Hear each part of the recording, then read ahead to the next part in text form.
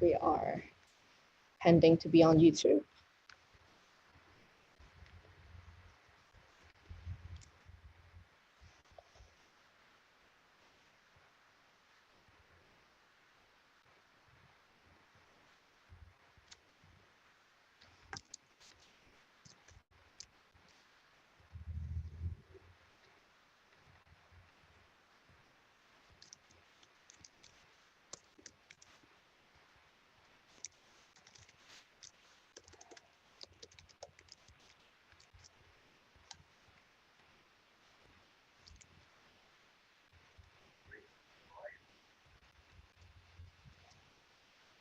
Yes, exciting.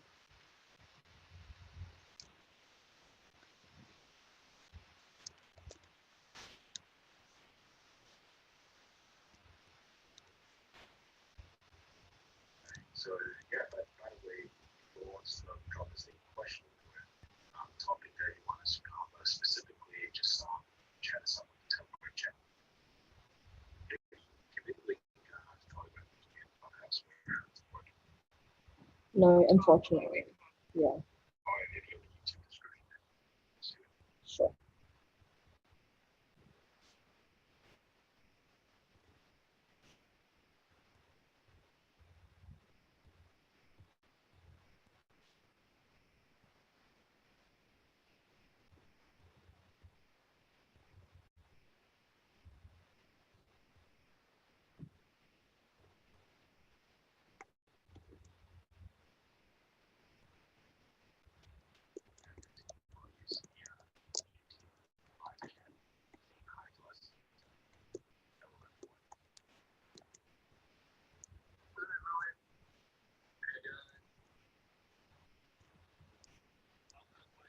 Nice.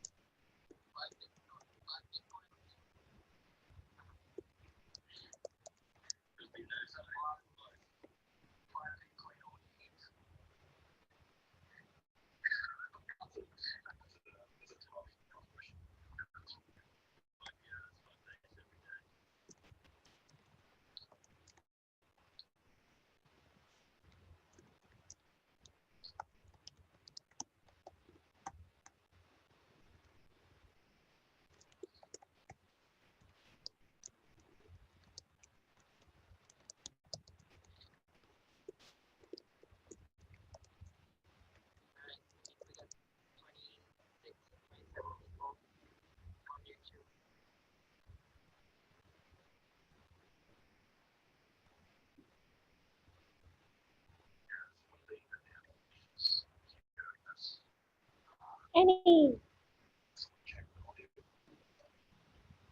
Oh, okay.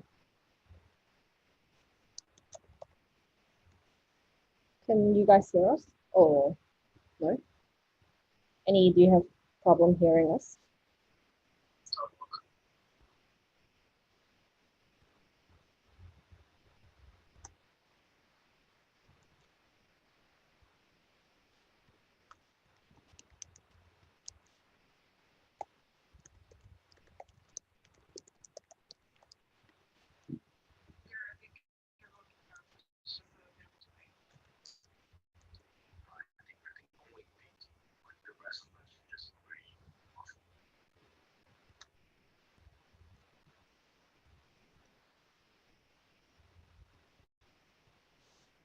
So I think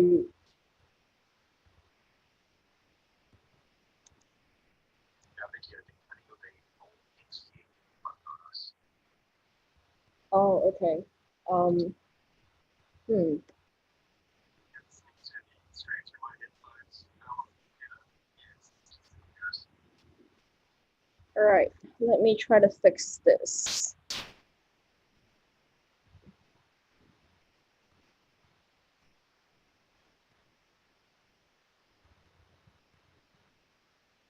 Can you guys hear now?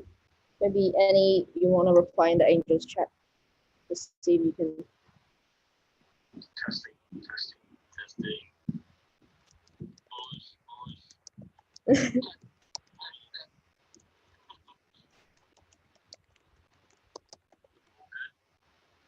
Any, can you hear Jeff or Grayson or James? Except me.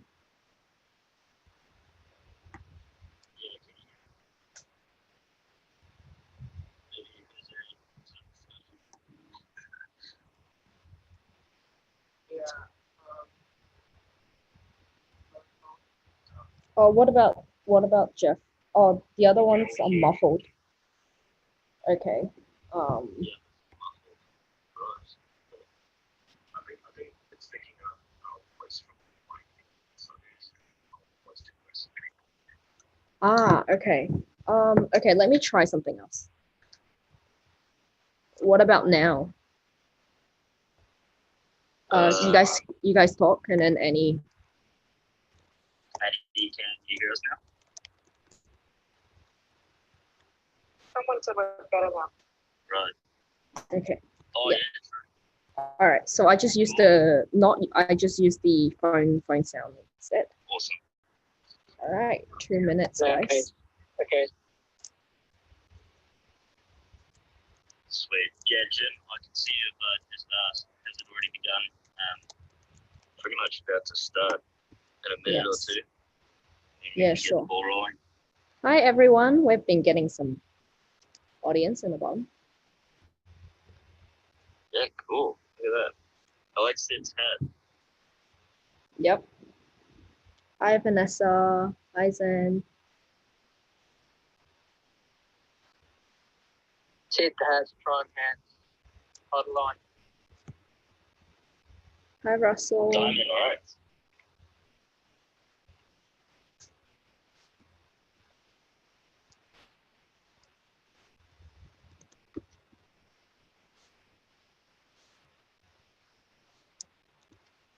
All right, one more minute. I think we'll get started. Let a couple more people get in. You guys hear me nice and clear? Yes, Grayson, do you want to test your mic? I think Sam said he Yeah, can't hear I you. saw that. Can everyone hear me? Is it working? Yeah, we can hear you. I mean, you guys can hear me, but can the audience hear?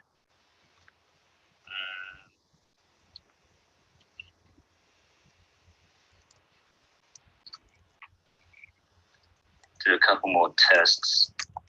Says by Jim Diaz, the female voice significantly more clearer compared to the others that are muffled.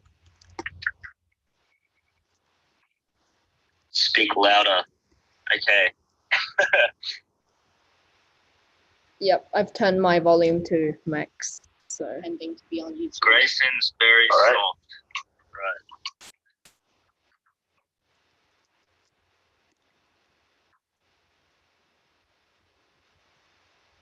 Oh, better. Yep, perfect. Works out. All right, cool. All Yeah, right, it works. James, you can start when you're ready. Thank you. We're ready now? Okay, cool. So, hi everyone. Welcome to our first live Clubhouse with the Binance Australia team. I'm James, your host for the evening. Today we have with us CEO Jeff from Binance Australia and some of the Binance Australia teammates here. We have Hannah, Vicky, Jose, and Grayson. Would you all like to introduce yourselves? Vicky? Oh, sorry. Hi everyone, my name is. Oh, you go. No, you go. Hi everyone, my name is Vicky. I'm at the Binance Australia team here with these awesome people. So I'm in a marketing team, and yeah, so happy to be here. Thank you, Vicky. Guys, go first. Yeah, cool. All right. Well, my name's Grayson. I'm lucky enough to work alongside these amazing people also. My role is in the operations team, so looking at all the back end kind of stuff and making sure everything's going smooth. I love Bitcoin. I love the space. I think we're all, really on to something here. And I'm happy to be here.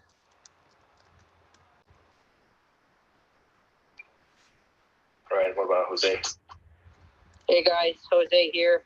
Part of the operations team here at Binance Australia as well. So first time going into Clubhouse with you guys and the team. Thank you for all the support that we're getting from all Australians with regards to Bitcoin and crypto. So I'll pass it over to Hannah. Hey everyone, I'm Hannah. I work with Vicky on the marketing team as well. Happy to see everyone here today. Awesome. Hey, by the way, I'm Jeff. So I lead the Binance Australia team over here. Been here for like a long time. So if you guys haven't seen this in like meetups and stuff like that, we're truly sorry. We finally have more, but COVID happened.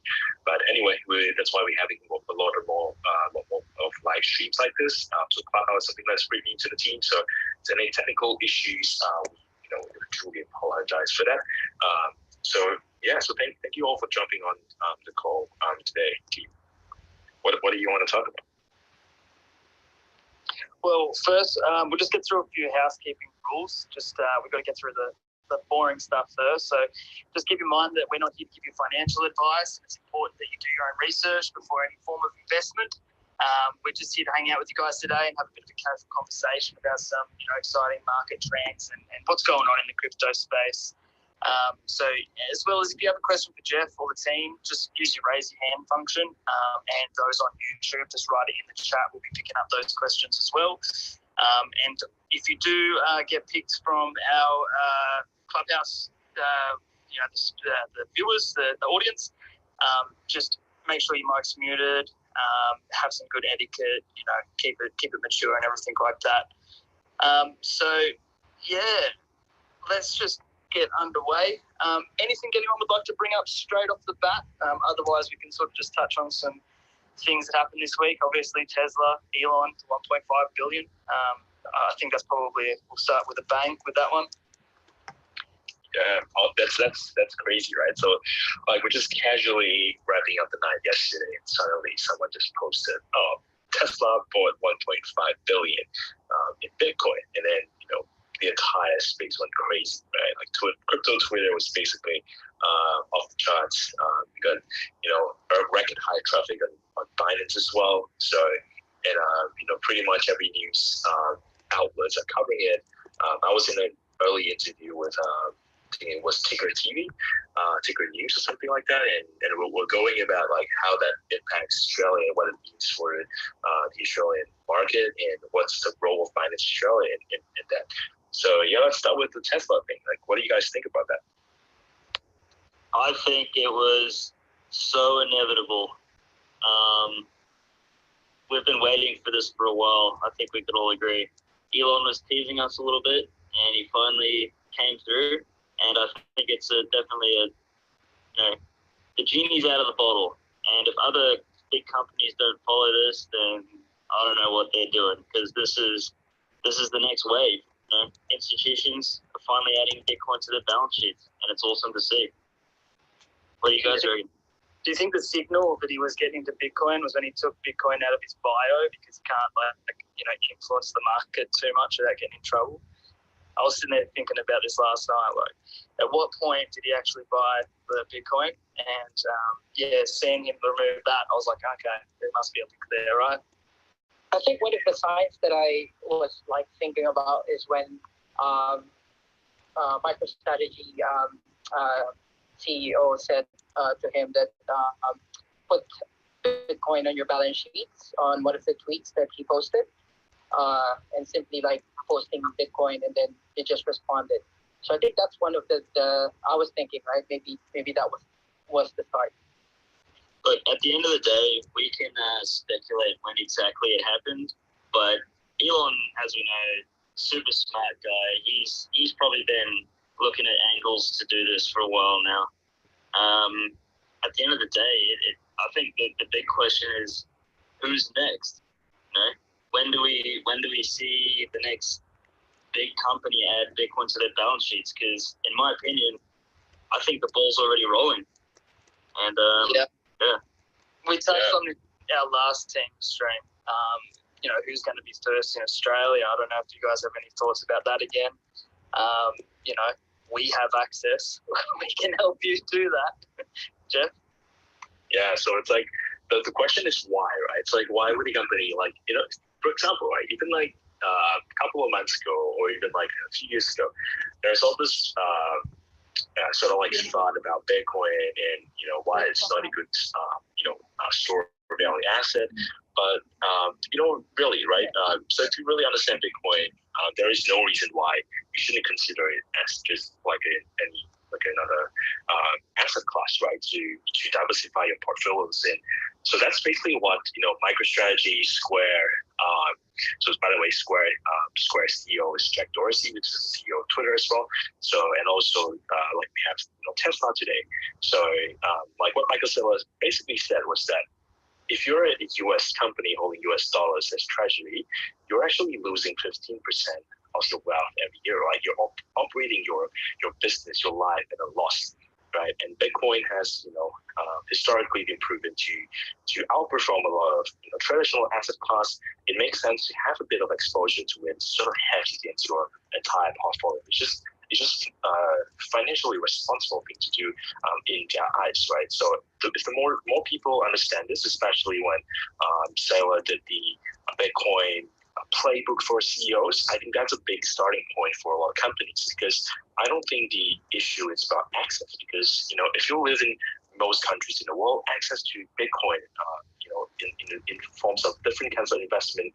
If you want to hold Bitcoin itself, you want Bitcoin derivatives, you want to buy trust of Bitcoin, it's all there. But I think the main thing's missing is the education piece of the whole the whole thing, right? So the thing that Saylor did was really awesome, right? It basically kickstarted the entire thing, and you could possibly argue the reason why Tesla invested in Bitcoin was also attributed to Saylor's tweet one day of like, and Elon was asking, is it even possible to invest that too much of money in Bitcoin? And Saylor replied something about here's a playbook, and since then that playbook has been shared by a lot of companies. I would be surprised, right, if we're not seeing an uptick in institutional adoption in the next 6 to 12 months.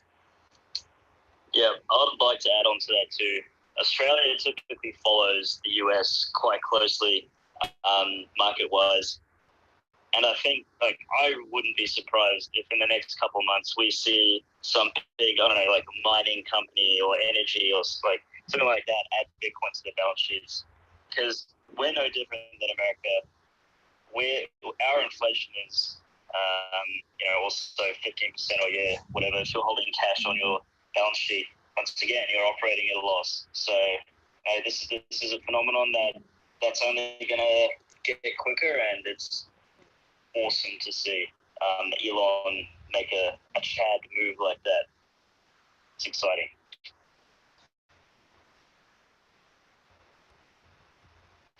Yeah. So what do you think about this, Jose? Like, if you speculate, like, I wouldn't say particularly company, but what industry would make more sense to be the first to step into the waters of having Bitcoin as a treasury reserve asset or something? I think what Tesla is doing is because they're like a forward-thinking company. So I would say for Australian companies, you would see probably a lot of industries that are on the tech side, or maybe similar to what MicroStrategy is doing, like software. So you would see this forward-looking companies that they're going to be open to this kind of investment. And if they are there's several companies that MicroStrategy actually pitched as well on their 3-day seminar that they held in online. And so I think, even like video companies, for example, or so basically tech companies. That's just my take. Yeah, I think one of the points as well to make is that you don't need to have millions and billions to, invest in Bitcoin as a business or as a corporation. We have SMSFs, small businesses can get involved, get in, not financial advice, but, if you're looking to maybe make some additional profits, possibly get in before the big guys do, because if you can stay one step ahead of them, it's better for you, I think, and better for the growth of your business. So it's not just isolated to these big cats that can jump in at big whales and everything like that. Your mum and dad business down the road, you have to put a 10% in, you can put a percent, stuff like this. I think that's where we're going to see a bit of a change in the culture and society the most is, corporations are always going to invest their money in different spaces and everything like that. But, that middle between retail and business, I think they'll benefit the most. Yeah, I mean, speaking about SMS stuff, I think a lot of people don't know that, or maybe I'm just assuming, right? It's like based on our numbers, I think more and more people starting to realize that Binance Australia is actually like any other streamline exchange, right? We are registered locally or based here. We are registered with Austrac as a DCE, which stands for Digital Currency Exchange. We are compliant with all Australian laws when it comes to operating exchange here, and we are some of the biggest banking partners in the space that and it goes out it's PID infrastructure, which is awesome. So when it comes to that, we can also offer obviously SMSF. So like I think Vicky and Hannah recently published a super long, comprehensive, awesome article about SMSF. And I know Vicky is personally working with a lot of those guys like you, Brighton, and guys like that. And why not Vicky share a little bit of your experience dealing with from the accounting side of point of view and also the user's point of view.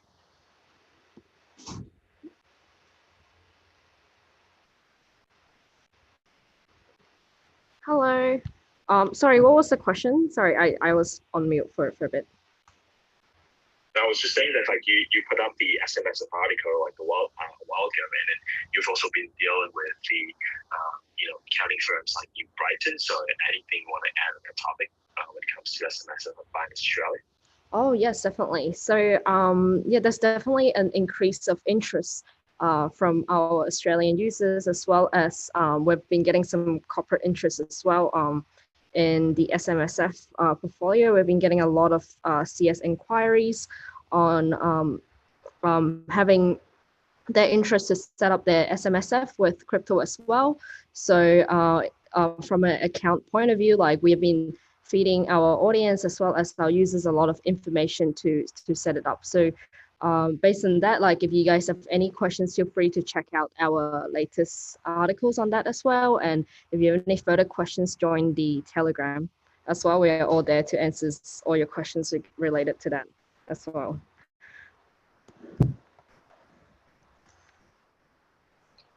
Awesome, thanks, Vicky. Let's hop on to the next topic. I can see that we're talking about Dogecoin here. Yes, but celebrity endorsements was sort of the topic that I wanted to talk about here. What we think about it in the space and whatnot. So, I think Snoop Doge came out this week. So we've had Snoop Dogg, Snoop Lion. I think there was another one, but now we've got Snoop Doge, which is pretty cool. Even Gene Simmons from Kiss. Everyone's sort of jumping on the bandwagon now. So what do you guys think about this? And, how do you feel about celebrities getting in on the action? Yeah, why not let Hannah answer this? Because she created a couple of memes and graphics for Doge, and we listed Doge AD, and then I think there were a few cool and cute graphics that were produced on social. So, Hannah, what do you think? Yeah, I think it's great that celebrities are kind of hopping on the bandwagon. Like, we do need more of these voices in crypto to kind of how do you say it, like bring Bitcoin and crypto mainstream, I guess. I just found it interesting that Snoop Dogg was in like Bitcoin way back in 2013. I don't know if this is an actual rumor, but apparently he was selling his albums for like 0.3 Bitcoin back in 2013. Not sure if you guys heard of that. Yeah. So I think like there'll be more. Like even Soulja Boy was talking about Bitcoin a while ago, and he even had a song called Bitcoin. I'm pretty sure it came out like about 1 or 2 years ago. It's just going like Bitcoin. It's pretty, but it's all fun and loves aside. I think it's very important to, like Anna said, it's about the greater awareness, because most of the people in the world, like, we are, if you think crypto is a big industry, wait till you actually see the people outside of crypto, right? We're just like a drop in the bucket in terms of like users and also adoption. Because most of the people, I would say like 99% of people in their wealth are in fiat, whether it's fiat in actual dollar terms or in like other investable assets, real estate, precious metals, art, stocks, bonds. Most of that money are not in Bitcoin or not in crypto, right? So I think having that option for people to know about this in any avenue possible is actually great for adoption. Yeah, I think a cool thing about the celebrities coming into the space is that we can see their education cycle play out in real time. And Jeff, you mentioned Soulja Boy. That's been hilarious to watch, because he has been getting roasted on Twitter a little bit. But yeah, look, adding to that, like what Jeff said, the space is so small right now. And these big names out there, they're going through the same education cycle, price discovery thing that everyone else is. And at the end of the day, only more people can learn about this. And as that happens, the network effect grows stronger. And yeah, so like, everyone's learning, everyone's on the same page, and it's really cool to see. But yeah, what do you reckon over there? Anybody remember about Kanye West last year when he was filing for his candidacy, and then he was like on an interview as well. So yeah, same thing. He did mention about Bitcoin. There's also one American football player, Russell Okon. Oh yeah, Russell. Yeah. He had a really good speech about it too. In combination with Jack Mallers, when he wanted to take his salary in Bitcoin, so he would stop operating at a loss. And I think that was another really big step forward that we've seen in kind of that mainstream media / celebrity side of things, where people are starting to pick this up.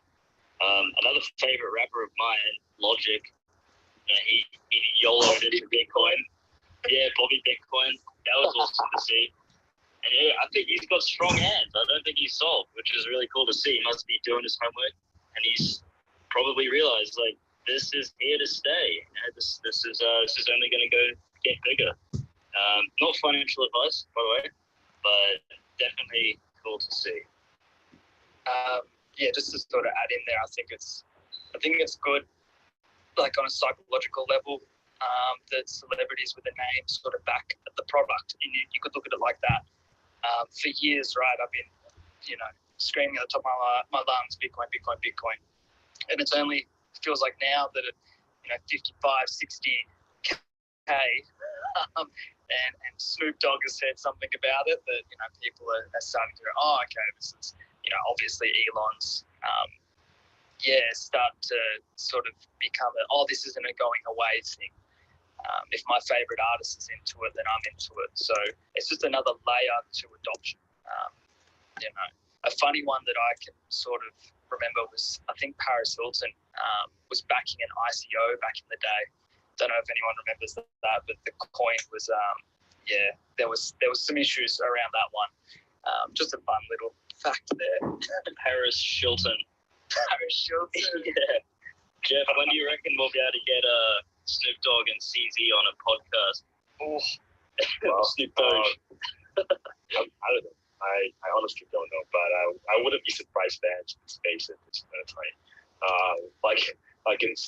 We basically got all-time high in all metrics. That was, first 1 week was due to a doc, and the other week was due to Elon. So yeah, I mean, who knows about next week, next month, right? So, but I think more so, it's important that when more people enter the space, what's really important, I personally think, is education.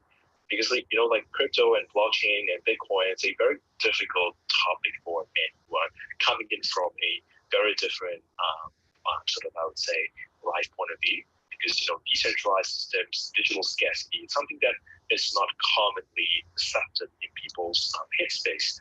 Especially for those that didn't really grow up with the internet, never really understand that digital collectibles can be worth, money, right, or currency in game or in real life. So Bitcoin is just, an extension of that concept, but in a more robust and more decentralized manner. So, like maybe Hannah can share a bit of what Binance offers in terms of education and where can you get more resource and learning from. I think Academy is a good start, but let Hannah answer that. Yeah, so for Binance Australia, we do host monthly masterclasses and AMA Telegram.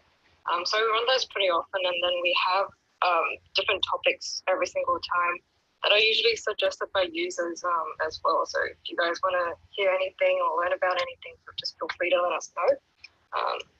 But yeah, we're pretty passionate about just learning together with the community and hosting all these educational events and stuff. Yeah, I guess that's all I can say about it.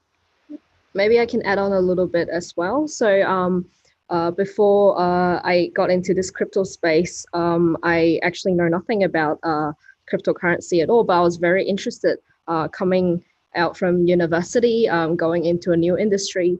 So I think my first resource of jumping onto this space was the Binance Academy. Basically, every single article comes with an audio track as well. So you can actually listen to it like any podcast that you have. So it doesn't require any like really hardcore reading at all. It doesn't give you a headache when you're learning about something new. So it's pretty handy. It can be an app as well. So I highly recommend anyone who's new to this space to jump on the Binance Academy to learn about it. Yeah, I find myself looking through there all the time. Still, Hannah made a good point that the whole education in the space. I mean, we are learning when you guys are learning. It's everyone sort of learning together.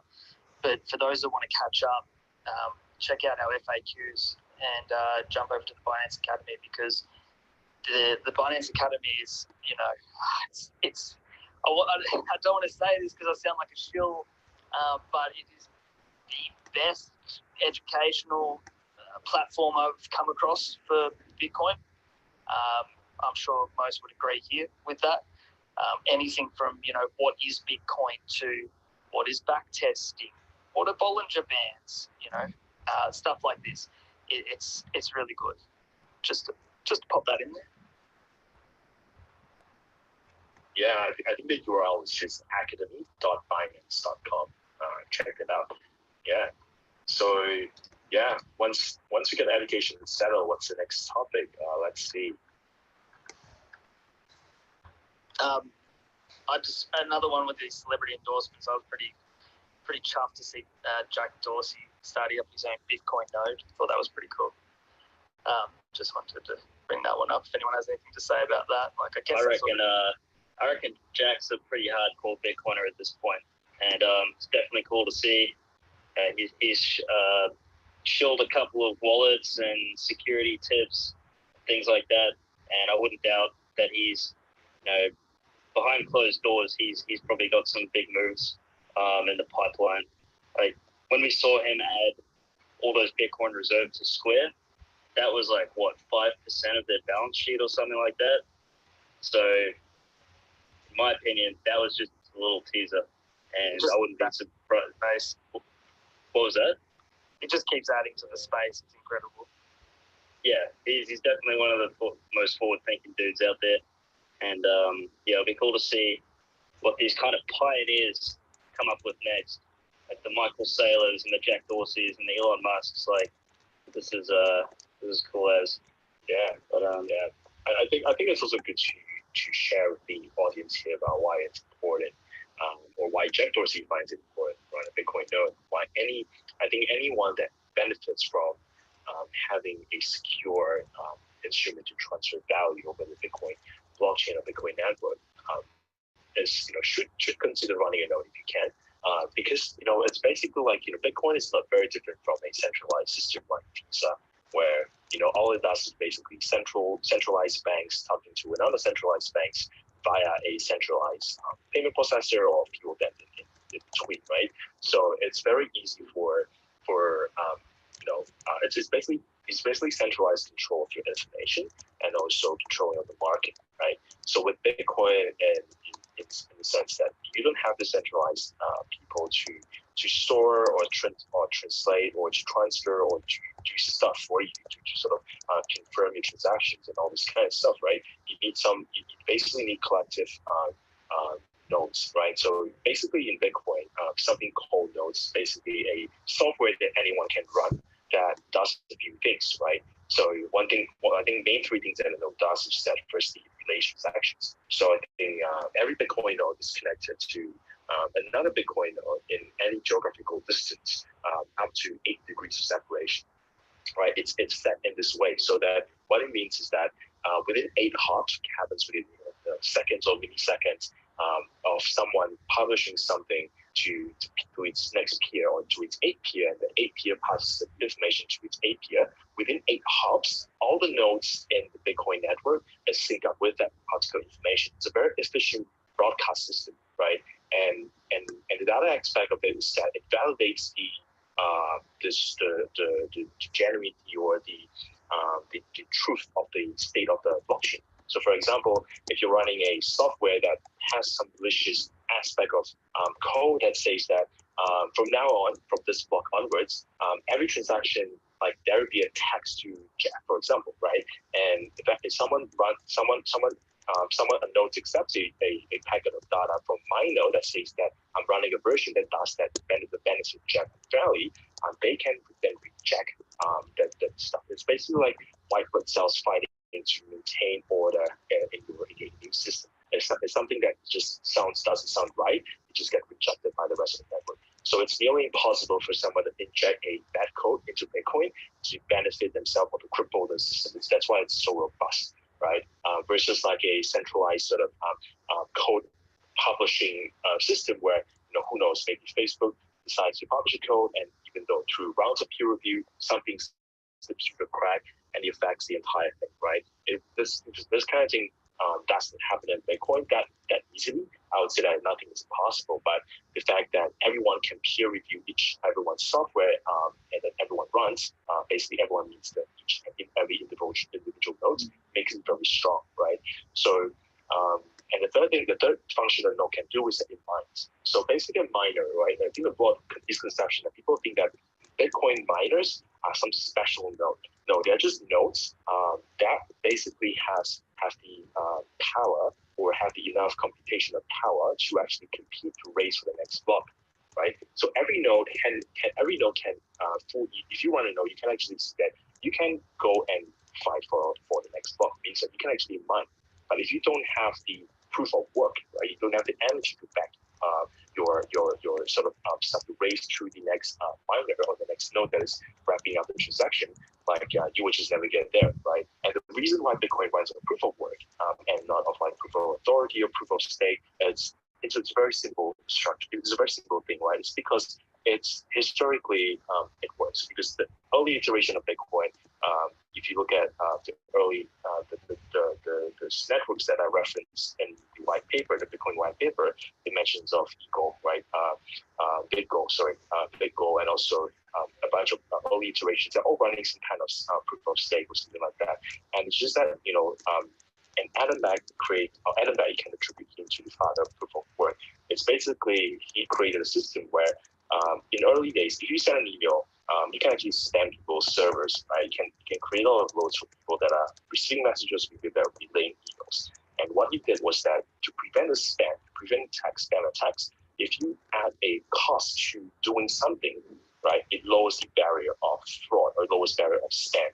And that's essentially what Bitcoin is. To actually defraud the system, you need to commit more proof of work. You need to commit more energy to sort of like beat the rest of the truth of the system. And that's really why it's really important that you run notices, because like you have the authority to do 3 things at once, or you choose to do 2 out of 3 or something like that. I don't know whether I bored you guys to death, but sorry about that. No, beautifully said, Jeff. But if I could summarize that in 3 words, it would be: don't trust, verify. Essentially, that's what it all comes down to. Am I right? Yep. Okay. There we go. Yeah, I just learned something. But yeah, so Jack obviously knows what he's on about, and he's in it for the right thing.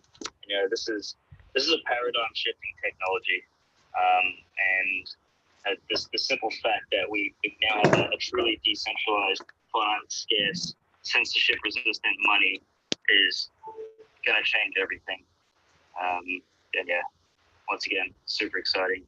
I can't stop fanboying over Bitcoin, and it always happens on these live streams. So sorry about that, everyone. But yeah, it's cool to see. So yeah, it's good that you get to do a job that you're passionate about. Yeah, I just learned something new. Thanks for that, Jeff. My brain. Okay. Let's maybe have a look at some highlights for the week in the market. I mean, we hit 1 trillion, I believe it was, in the market cap, as crypto as a whole. I did some research and saw that Google searches for buy crypto hit a record high. So I think these things are just validating the fact that some of the things that we're saying are true. We're seeing the general population really getting involved now, which is great to see. Having been, not as long as some people here, but 5 years in the space, it's like being the awkward kid at school that was finally accepted. We saw on Binance Australia today, this week, a couple of all-time highs and some late nights, and we're there 24/7, trying to help out our customers and users and make sure everyone's having an easy time on there. Did anyone want to add anything to some of the things? Look, I just wanted to say, if anyone's listening to this and you haven't joined our Binance Australia Telegram group yet, then I would highly suggest it, because once again, we've got a great community there, and we've got an awesome team of angels that are happy to answer any questions you might have or assist. So if you haven't yet, hop on there. Highly suggest it. It's a great space. Yeah, we really are trying to build that community. Yeah, I think back to the whole thing about hitting $1 trillion. It's really insane to think about it, right? It's like Bitcoiners and people in crypto always compare Bitcoin to digital gold, and $1 trillion is a very big milestone for Bitcoin. I think not many people are talking about this, but I do feel that it's something that we should not be highlighting the fact that 1 trillion Bitcoin market cap. Well, it essentially symbolizes that we are close to or has surpassed the 10% of the market cap of gold, right? Gold is like a $10-11 trillion asset. So $1 trillion is definitely a target to sort of validate that, hey, we're 10% of gold, and one day we might be 100% of gold, one day we might be 200% of gold. Because think of the purpose of gold, right? It's like the reason why societies congregates and the fact that gold is the universal store value, right? It has a few properties. It's recognizable, it's functional, it's safe.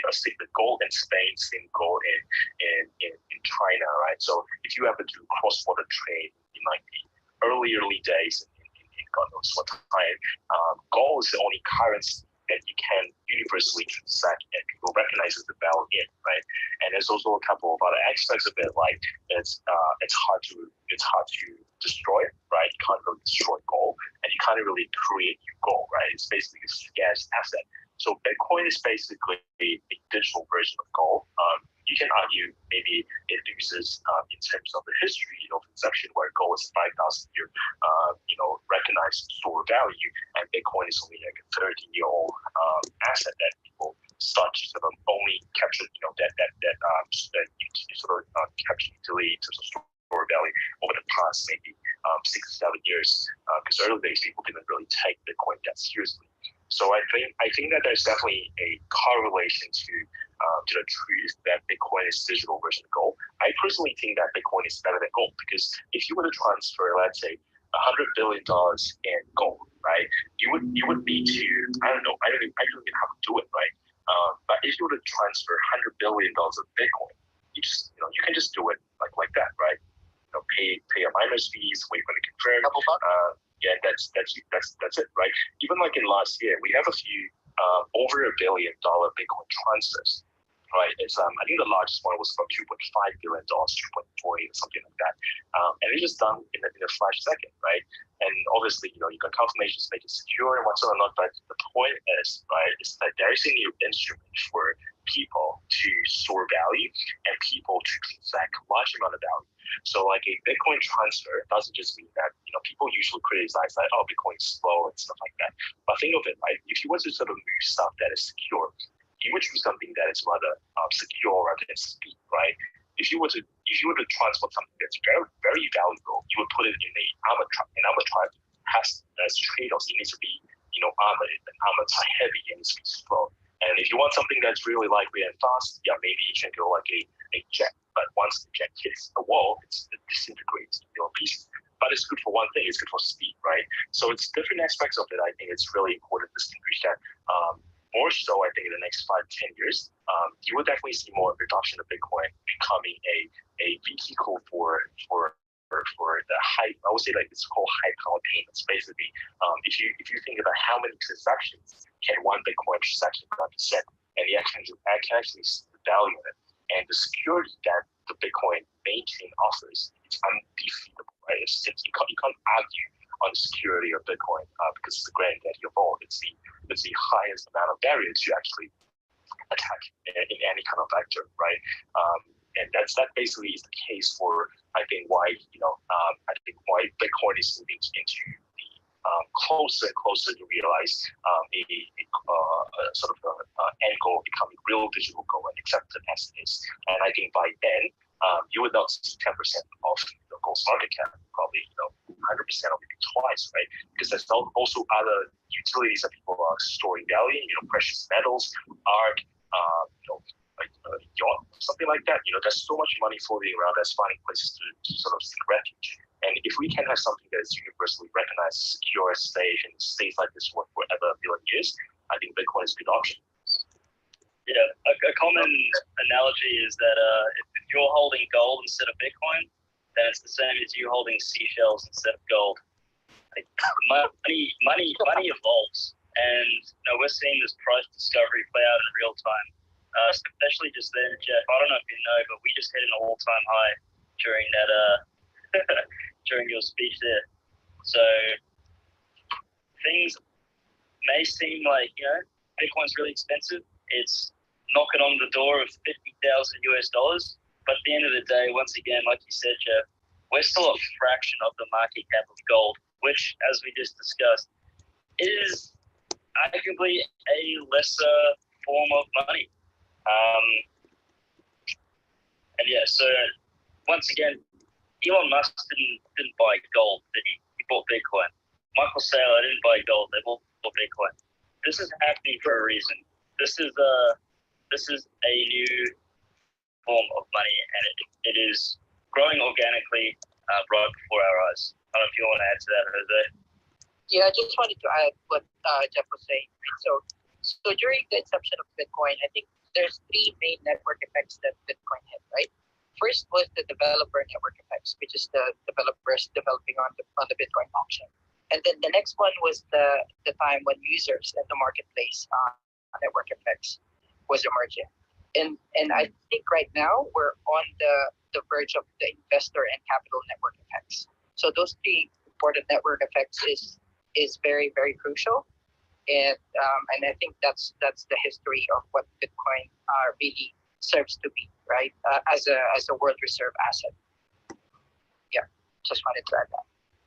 Yeah, that's a very good point. Like, I wouldn't be surprised early small countries, small regimes, small governments are considering or already they have Bitcoin as part of their reserve treasury. Because you can definitely see companies that adopt the same concept. I wouldn't be surprised if countries are also doing that. Whether it's happening right now, whether it's planning or it's happening in the future, I don't know, right? But you can actually see that that gives you the point, right? Bitcoin is a apolitical money, right? The reason why countries would typically go for the most apolitical money is just because it's something that you can easily transmit your asset into very easily. For example, if let's say if you hold Zimbabwean dollars as a reserve asset, right? Yeah, maybe in certain places in Zimbabwe they still accept that that's value, but in most countries probably really not. Right? You want something, and you always want something that has the aspect or at least the least amount of chance that your money goes bad, right? So I think having this as a goal, if the case is accepted that countries that have certain amount of asset locked in and store value as a goal, I think Bitcoin is a no-brainer to go for. And when it comes to like countries and Bitcoin, I think the next topic that we really want to talk about is the Central Bank of Nigeria, CBN, recently put out a letter to all the banks in Nigeria to tell them to stop working with crypto users and crypto businesses. And I think that's something that I think it's shocking.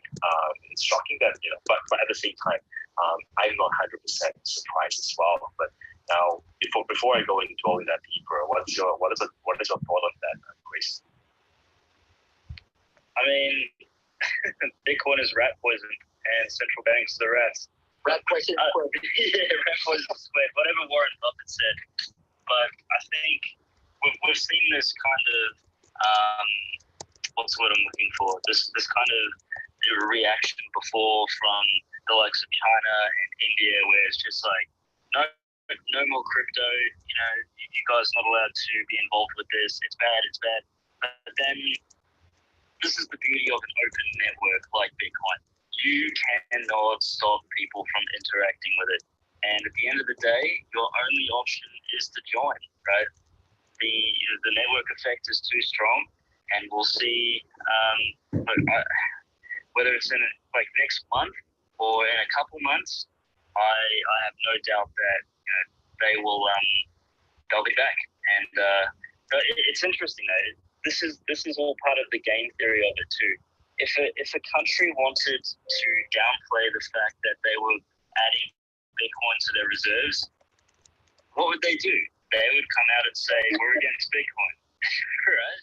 Like, it's all part of the prisoner's dilemma of if one country, let's say Russia, for example, wanted to start adding Bitcoin to their reserves, they're not going to go out and say, hey guys, we're buying Bitcoin, because the price would go to the moon. So maybe that's just me being a little bit optimistic with this. Maybe the Central Bank of Nigeria is causing a little bit of FUD so that they can keep stacking a little while longer. But at the end of the day, you still can't stop it, and people will still be able to use it because it's such a powerful network.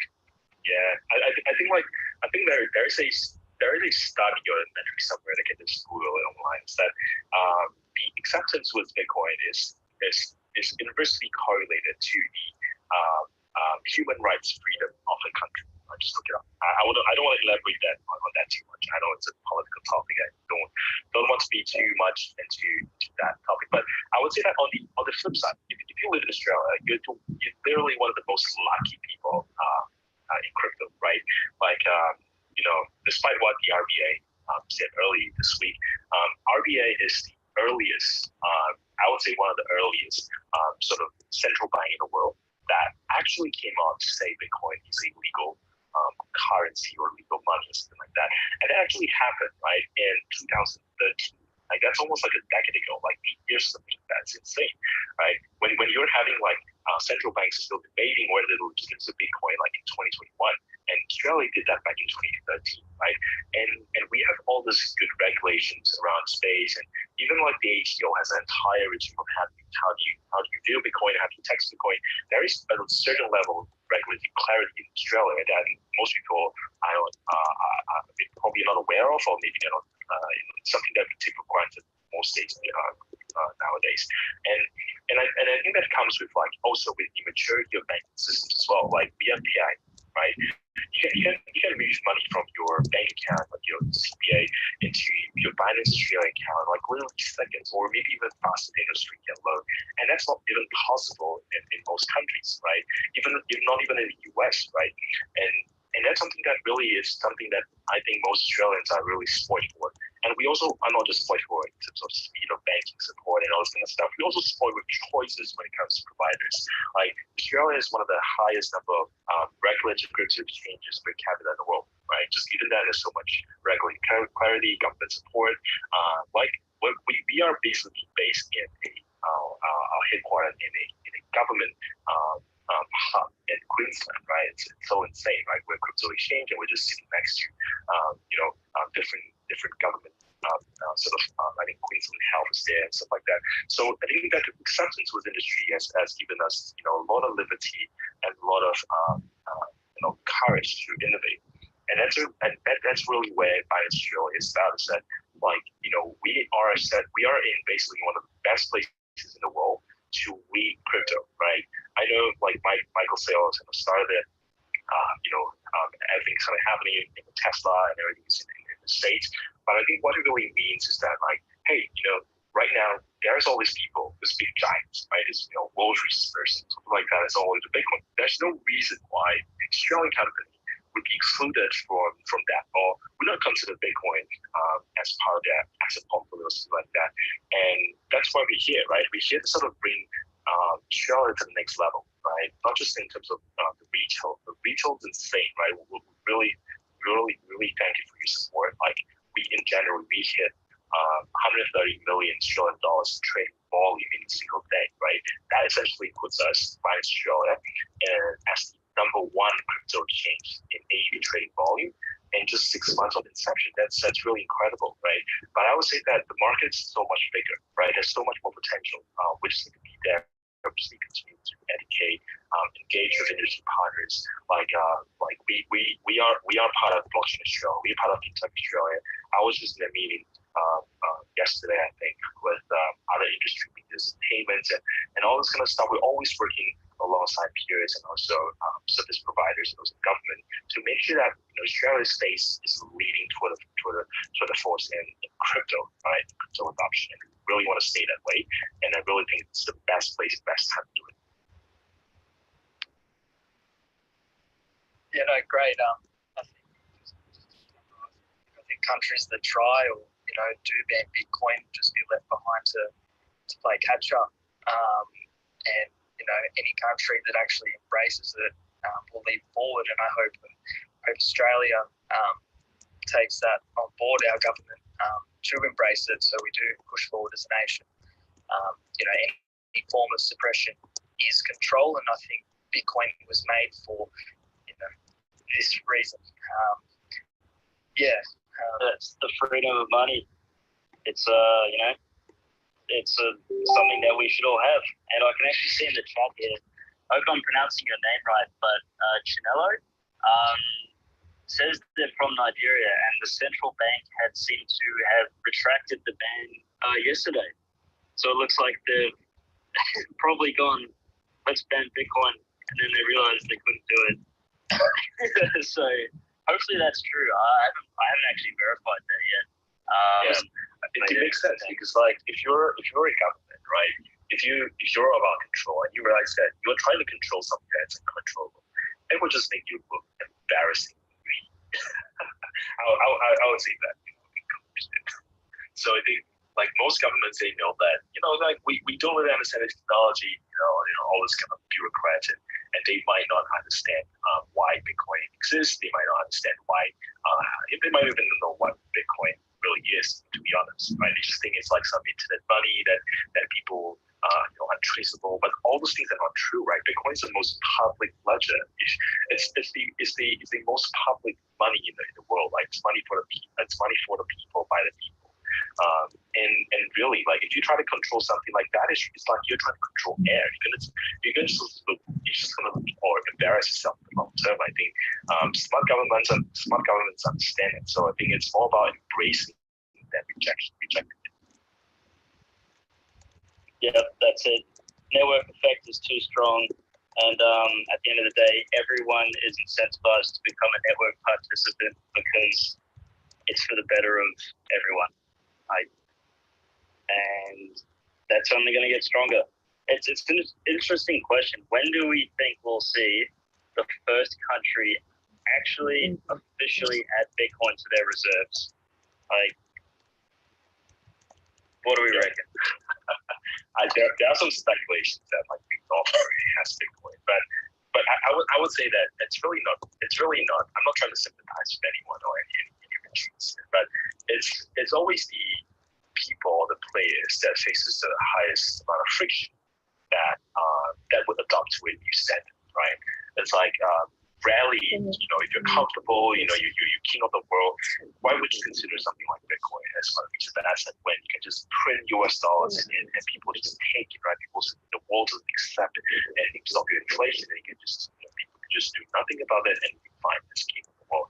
So I would think that same thing, right? The reason why I think Andres said this early on a few years ago in one of his talks is that there's a reason why criminals are always the first adopters to technology, right? Or adverse crowds are always the first adopters for new technology because they are the ones that face the most friction using the legacy system, right? So I think that most governments right now is that either they are proactively looking for an alternative like Bitcoin, which I think could happen.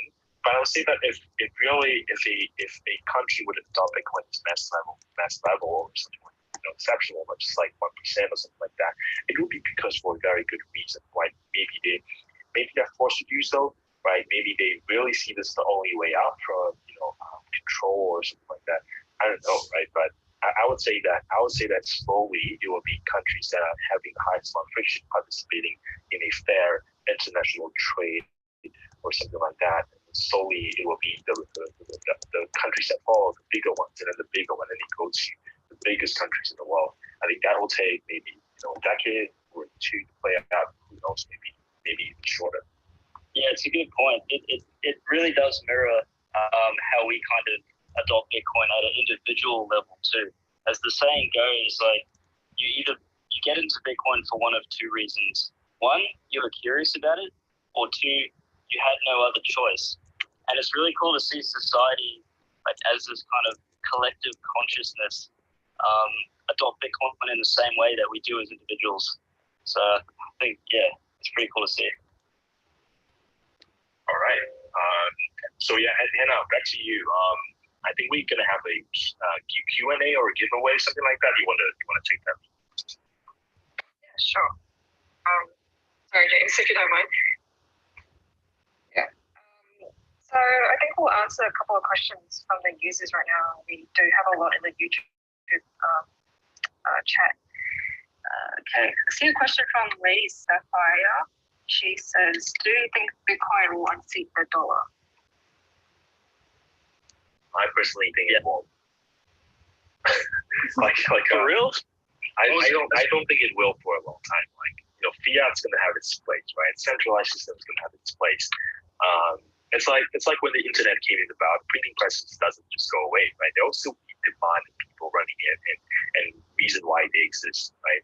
So like pre-media didn't go away when internet took over, and same thing like traditional banks and fiat won't go away if Bitcoin and everything. So yeah, but the critical mass will go to Bitcoin.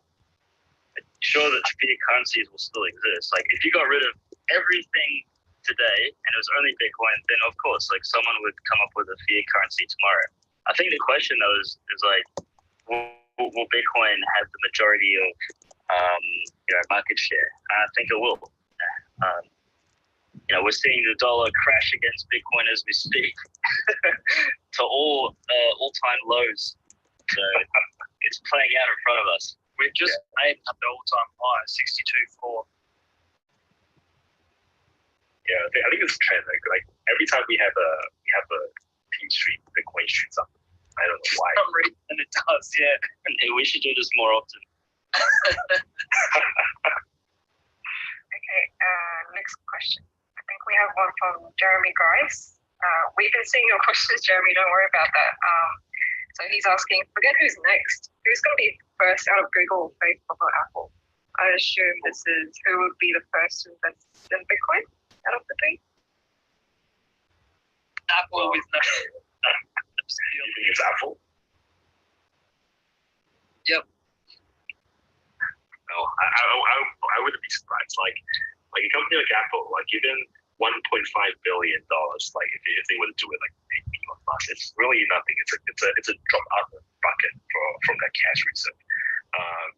And I think like if they are not planning for it, like if they're not talking about it, they're not looking for avenues to do it, or if they're not going to do it, I'll be surprised. Because the thing is that like institutions getting on Bitcoin, it's a bit different than just retail. Right? We just decide to buy Bitcoin, open up bank accounts, and money, you could buy it. That's it, right?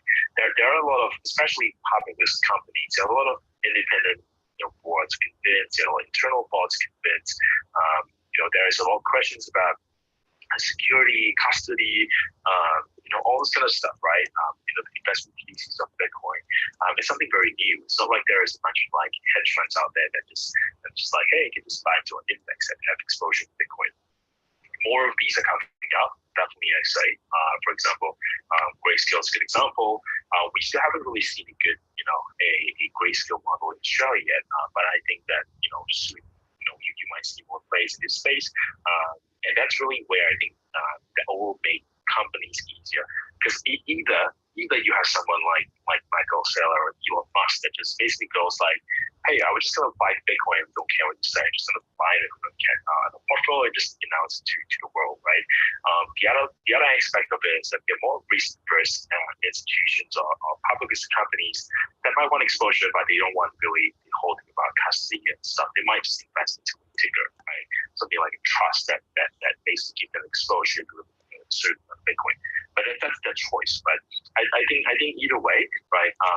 I would say that I would be not surprised if Apple does it. But that process will take months, right? It's not just a data and the whole board gets convinced and it's not like have Bitcoin. Yeah, they're going to move a lot slower than retail for sure. And especially as your large kind of institutional friction into Bitcoin is quite high right now. It definitely does open the market to a lot of traditional looking investment vehicles to onboard these institutions into Bitcoin. So that's going to be really cool to see, especially in Australia. I'm sure there'll be a few that pop up. But to answer the question, I reckon Google. There's been a lot of Google engineers that have gone full-time Bitcoin. So there's definitely some kind of shadow culture there of people that friggin' love Bitcoin. So yeah, that would be my bet. Well, look, I think if any of them are listening, you can come to Binance Australia and deposit AUD instantly into your Binance account with PayID and OSCO. So we can sort that out for you, Apple, Google, Facebook, anyone who needs. Hannah, any other questions? Yeah, I think we have just one more. Okay, we have a question from Michael. He's asking, what is stopping exchanges from becoming digital online banks? And that's a kind of a tricky one. Like, if users want that, I don't see why that would happen. Like, guess that more crypto exchanges are becoming like banks, and more banks will become like crypto exchanges. At a certain point, that vertex would cross, right? Sooner or later, you would be, a crypto exchange will be known or monogamously known as a bank, right? People are storing their wealth in exchanges. People are storing wealth in bank accounts. But the only difference between the crypto exchanges becoming banks is that you have the option of self-custodying your funds within an asset that is self-custodiable, right? So if you have money in your bank account, right, there's actually the only way to actually self-custody to withdraw your cash in like a high-end yield mattress, something like that, where it's so many it's a very unsafe thing to do, to be honest. But with crypto just becoming banks, right, you have access to I would say that what kind of bank, right? I mean, it's a very big topic of banks, because I think banks is not just here to like take your money and give you interest and stuff like that, or most banks don't pay interest anymore in the world. But I think more importantly, it's a banks to a lot of people, especially small businesses, are a bridge to the world, to international commerce, right? So if you need loans, you need liquidity, you need some kind of like you need cash. You have collateral, like you have cash, you have access to it. So I think Bitcoin and open crypto systems opens up an avenue for more people to participate fairly in global commerce, like global trade. Right, imagine right now, a person, let's say in a rural part of the world that owns a farmhouse that really thinks that their sort of method of farming could be the next big thing, but the only thing stopping them is that they need a new tractor, right? So they can go to GoFundMe, right? But the thing is that you can't withdraw your cash from GoFundMe to buy a tractor in that particular country, because maybe the Visa or Mastercard accept that. There's no PayPal. So what do? So right now you have Bitcoin, right? So with Bitcoin, regardless of where you are, whether you're a student in an Ivy League country or a farmer in the rural part of the world, you have the same access, exactly the same access and freedom to an international standard of global commerce, right? If you sign up a Bitcoin transaction, 10 minutes of block, same place, everywhere in the world, right? So I think that's the main thing that I want to say. It's that like it would reshape a lot of how places work. It would equalize a lot of wealth inequality in the world as well, right? Because the reason why a lot of countries are basically locked in, well, politically it's maybe one thing, but if you think about it, it's mostly useful because of the banking infrastructure finds it not profitable to invest their time and efforts to a place where people generally spend $2 a day, right? But with Bitcoin, you don't really care. Bitcoin doesn't care. It's apolitical. It's free to use. If you want to, you can use it as long as you have an internet connection. Where you can blockstream satellite can just do it if you have a satellite dish. Yeah, I think the original question was what's stopping exchanges from coming online banks. But at the end of the day, Bitcoin is a bank for all intents and purposes. I think how Michael Saylor put it was quite well. It's a bank in cyberspace, and I think as this space kind of emerges, a lot of people view it through a traditional finance lens. So we think we're looking at it in terms of what the old system is. I don't think that's the right way of really kind of analyzing what's going on. Because at the end of the day, in 50 years' time, there will be Bitcoin collateralized loans and lending and all this kind of decentralized finance. That might not need a centralized point of control, which in today's finance system is a bank, right? And we're going to see this whole entire industry emerge from this technology that will completely revolutionize what we're seeing right now. And I think that point of no return has already been crossed, and it's a case of we're just going to have to get used to it and adopt this new system, and it's going to be awesome. But yeah, what do you reckon, James? Yeah, I'm still a little bit old school with the whole crypto bank exchanges, bank thing. Like the purpose, part of the reason I got into it was because I was sold on the message of you are your bank, you are the bank. I look at Binance Australia as my way to invest my assets and things that I've earned through my labour. So I do my work and I put my efforts and labour into an asset, and then Binance Australia offers me a range of different ways that I can make my assets work for me, whether it's launch pads, just trading in general, staking, so many different things and different ways that I can utilize my hard work that I put in throughout the week. And the exchange is a bank in the sense that it's, I can use it to hold my assets and do those kind of financial dealings with. But still, at the end of the day, I'm trying to view it as my bank. So I look at it sort of in a different way when it comes to I don't like anyone to be known as my bank. I'm my bank. Yeah, that's the beauty of it, right? It's like you can decide what you want to do. It's like writing in a sheet with 10 different types of light bulb, right? 10 different ways you want to escape. That's fine. You can go to it. But in the traditional banking, finance sort of industry, you basically chokehold to using the system and part of the system. And there is actually no light bulb, right? If it goes down and decides to shut you off, you have no choice. But with crypto, it's really some freedom, especially if you live in a country where there's a lot of financial inequality and sort of restrictions to access capital because of your social status, your beliefs, your history. And Bitcoin just doesn't care, right? Crypto just doesn't care. It's basically just money for the people. Yeah, 100%. We saw that kind of first iteration of Bitcoin as the escape valve back in 2013 when the Cyprus Bank, what happened there was a bail-in, right? No one could get their money. And yes, that's a very personal story to me because that's not because I have families in Cyprus. I don't. It's because that's the first time I actually got introduced to Bitcoin. Right? I remember it was April 2013. Right? It was a time where the secret bank, central bank, basically announced that they'll be confiscating people's life savings to bail out the banks, which is insane considering that imagine you're working all your life with your money in super or whatsoever, right?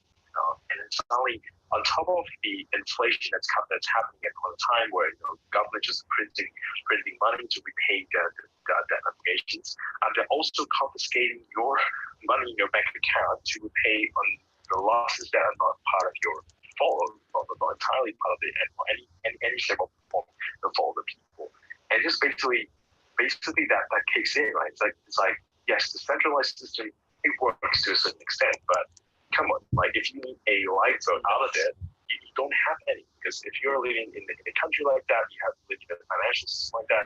Who knows? Maybe Australia seems fairly okay, but who knows in 20 years time, in 200 years time, right?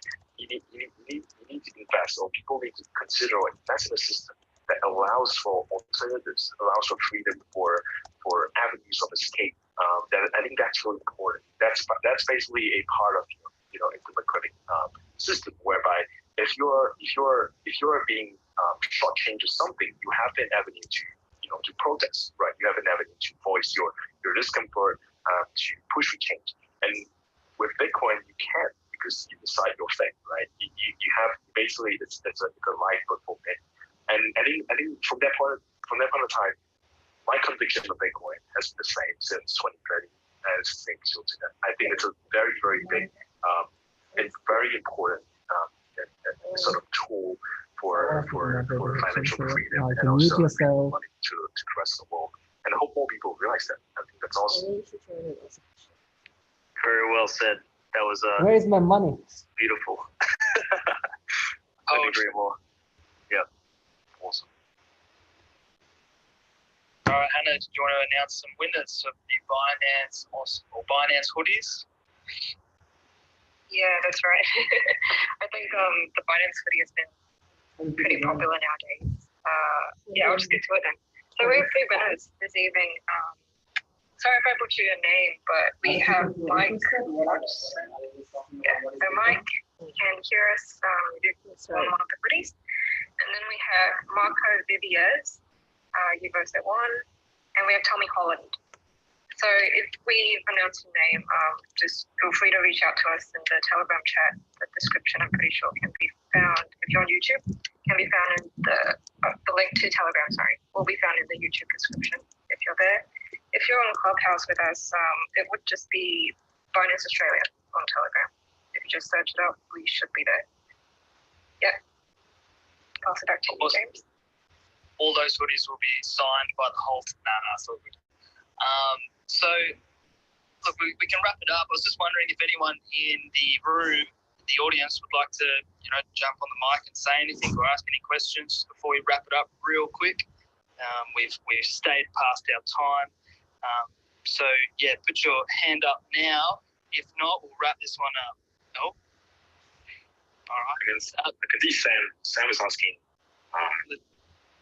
Let's put him on. Hey, you there, brother? Hey. I just want to give big props to one of my favorite finance people, one of my favorite people in the world, Annie Anastasia, who's just down there. She's the one that got me into all of this, and we've been we'll say besties for a couple of years, and I wouldn't be able to be doing what I'm doing without her guidance. So I just wanted to jump on and say that she's awesome. Thank you. Thanks, Sam. Annie, if you want to say something about that? Yeah, chuck your hand up, Annie. Yeah, you must like this. Annie, I invited you on the stage if you want to join.